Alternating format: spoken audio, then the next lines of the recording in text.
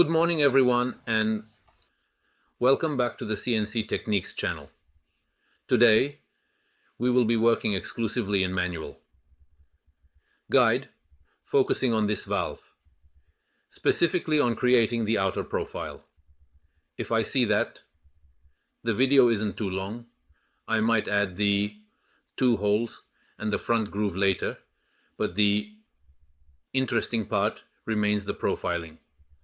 The part you see in black is the drawing provided by the client, and the part you see in green are the dimensions I had to calculate to find the references to give to manual guide. Calculating is a big word. I took the DWG that the client gave me and asked him for the dimensions. Fortunately, we have some technological tools on our side, so I inserted a raw material with a diameter of 125. You can see that the maximum width is 122. With the pre-drilled hole already done at 65 high and 12.5, and with my outer plane set to the same level as the 0 point of the self-centering chuck, I enable the motorized axis to 0, set axis 0, and call a tool offset that corresponds to a candle cutter with a diameter of 10. I set my cutting parameters and set feed rate in millimeters per minute.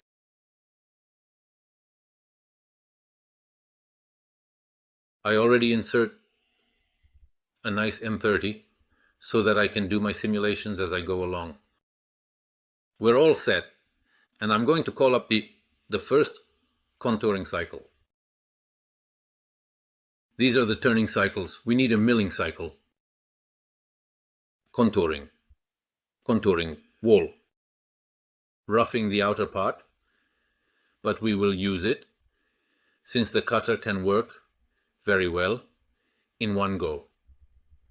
So the depth of our machining, as we said, is 12.5, but since we're working in the air, we'll set it to 13 millimeters. I remind you that the translation here is incorrect.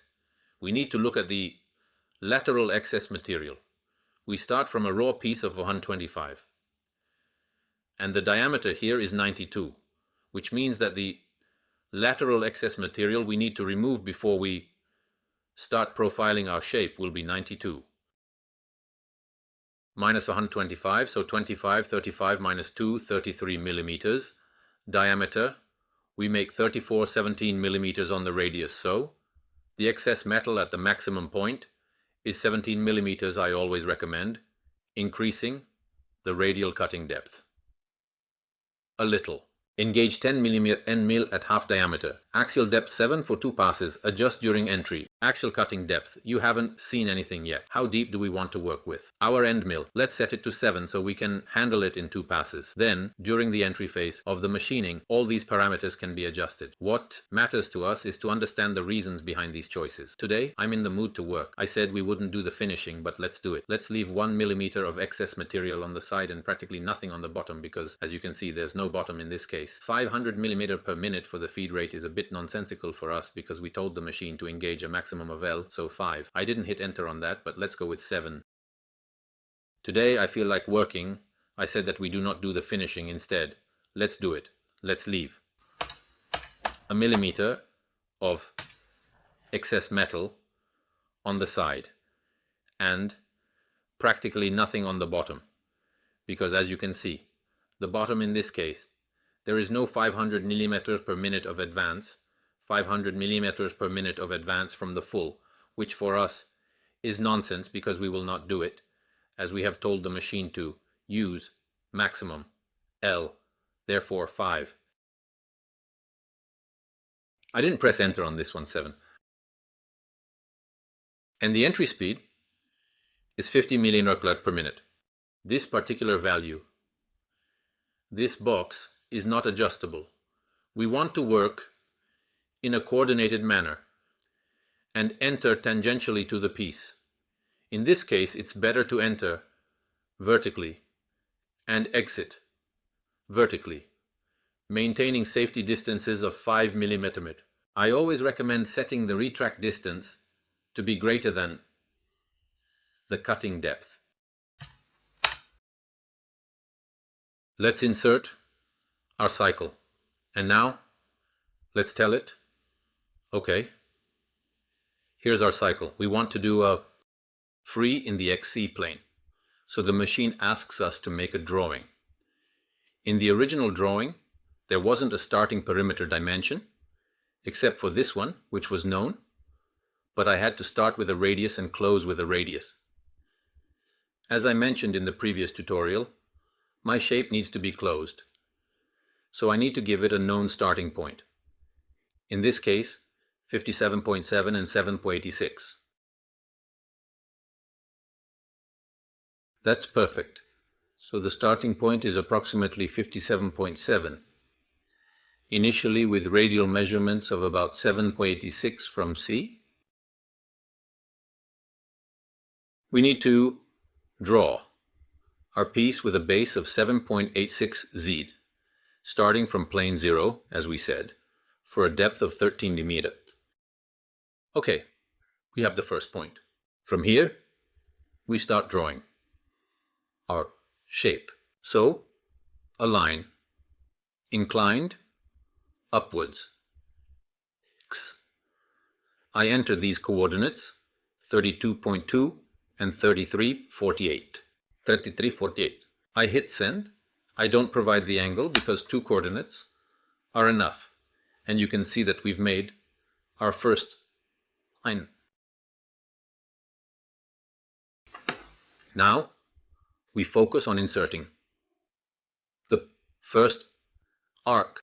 The arc we will execute in a counterclockwise direction. Will have coordinates opposite to x, so minus 32.2. The same C, which is this one. So 33.48 and the circle has a precisely measured radius of 48 millimeters.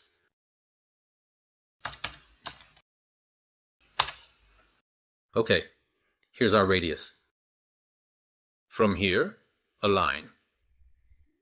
Inclined, downwards, coordinates. Opposite, in x. So, minus 57.7. The same, C. So 786, okay.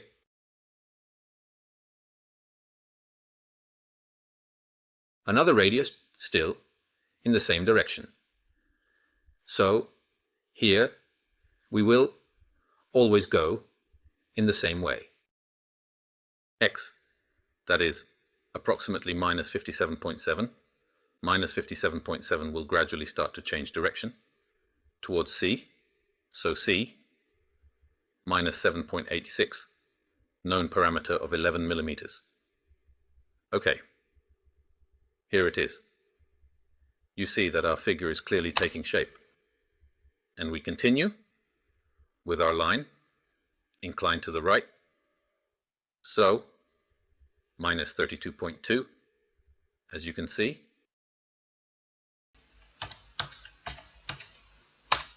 Minus, because it stays in the same direction, 7.86. Okay, did I make a mistake? I made a mistake, no problem. Just make a correction. It should have been down to the right. Sure, sorry, minus 57.7.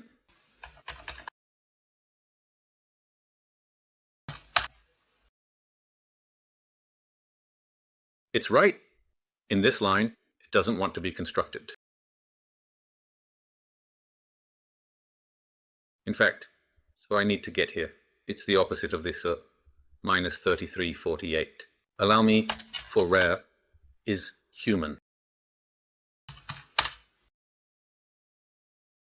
And let's start thinking arc always in a counterclockwise direction. So, x. Let's go back to the positive side of 32.2. C minus 33.48. 33.48.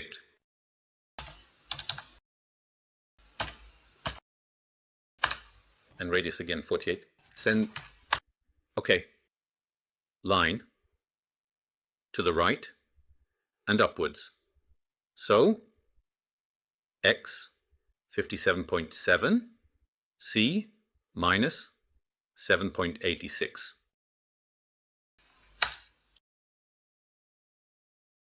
Cuatro 786 x2 3 radius.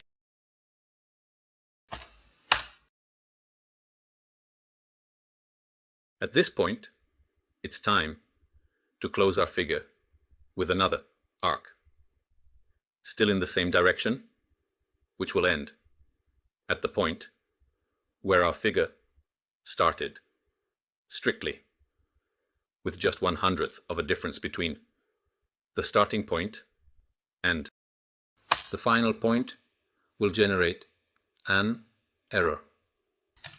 Okay, and here our figure is complete.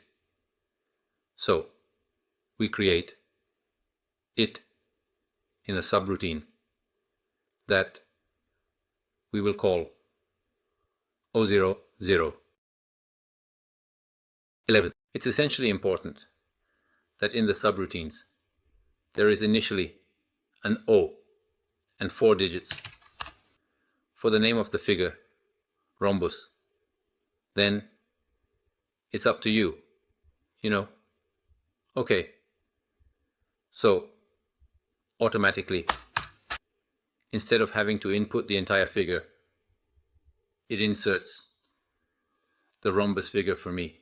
At this point I can insert a nice contouring and lateral finishing, cycle wear. S is the over metal, which we called S1. K is the over metal that I will eventually leave for a super finishing, and we go to insert 0.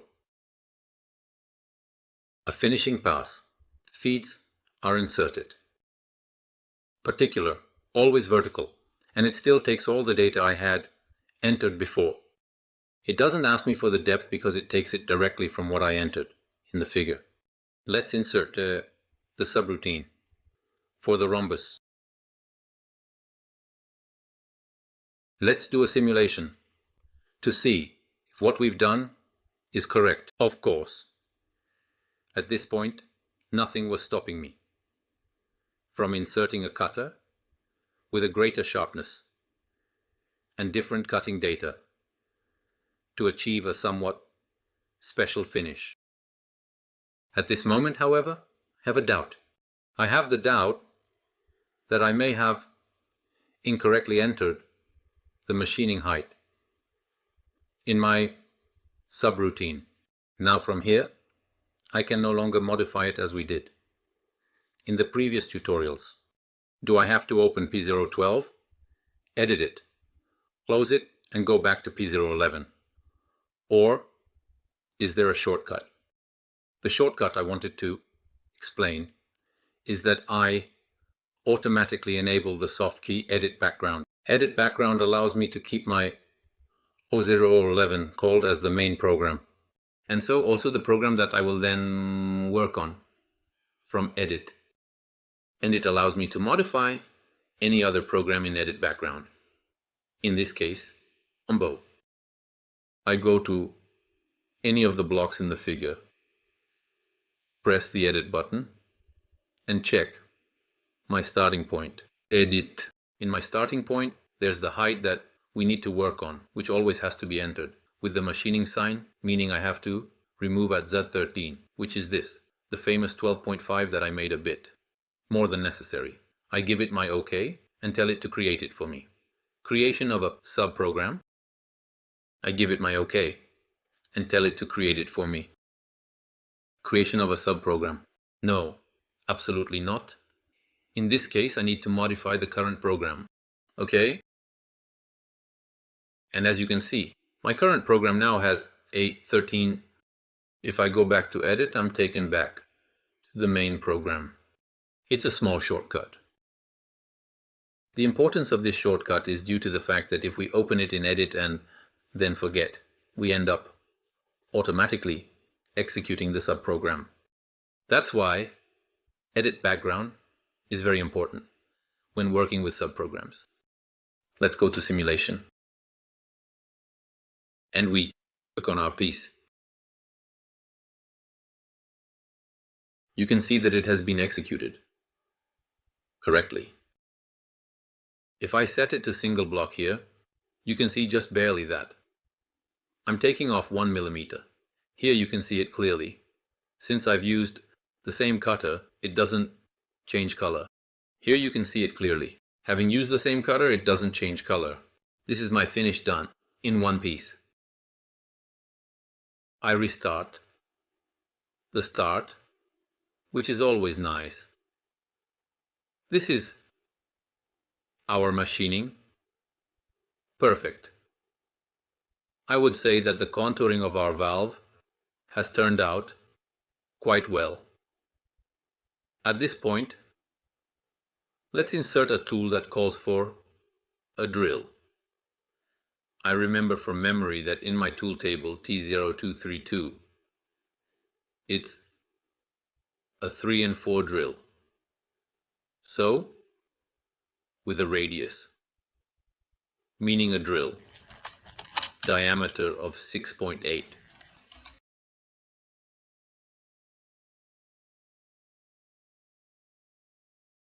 Let's update the speeds and start inserting.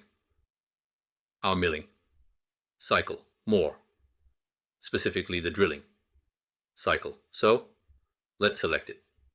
We need to make a hole that's about 14 mm, deep plus 2 mm for spacing. We'll set the chip breaker to 5 mm, which is fine.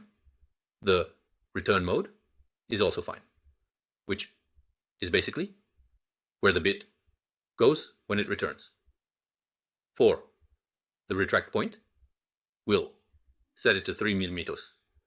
The cutting depth needs to be enough for the bit to come out, so at least 15 mm. So let's make sure we don't make the same mistake as before. A safety distance of 3 mm is enough, and we'll set the feed rate to FEO port 12, giving it a half-second pause during the chip breaking, if we don't want to change the feed rate.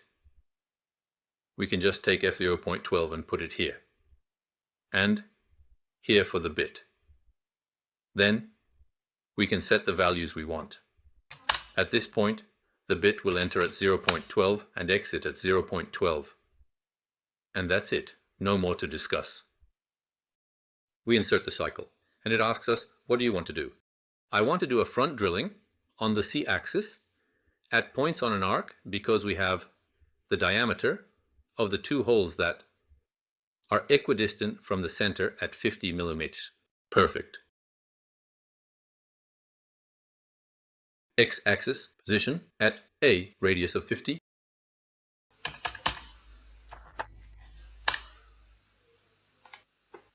Base Z position at 0, because we're starting from here to drill, and the graphic helps us with the angle.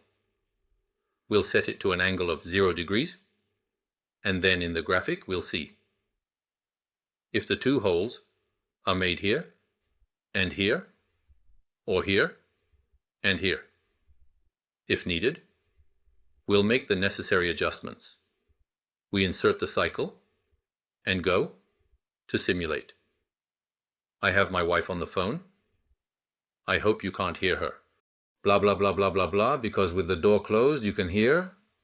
Here are our holes, made perfectly. With the same cycle you can add a countersink of 1 or 2 millimeters deep. That doesn't complicate things. Same cycle, same modus operandi. Instead of making a through depth, you make a lesser depth of 1 millimeter. There's even, if I remember correctly, the cycle dedicated to, let's take a look, to countersinking, and that's it. And in theory, I've always done countersinks in ISO. No, tapping, reaming, centering. use a drilling technique and make it shallow. Let me see if there's anything else.